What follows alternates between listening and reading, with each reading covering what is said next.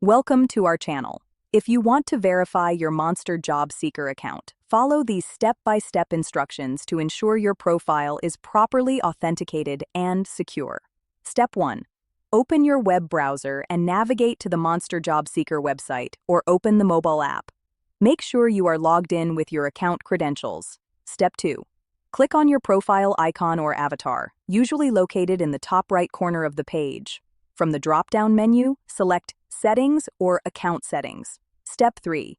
Look for a section labeled Security, Verification, or Account Verification. This is where you'll find the options to verify your account. Step 4. Click on the Verify Account or Start Verification button. Monster Job Seeker may ask you to verify your identity through different methods. Step 5. Choose your preferred verification method. Common options include email verification, phone number verification, or document upload such as a government-issued ID. Step 6. Follow the on-screen instructions carefully. If verifying by email, check your inbox for a verification link and click it. If using phone verification, enter the code sent via SMS. Step 7.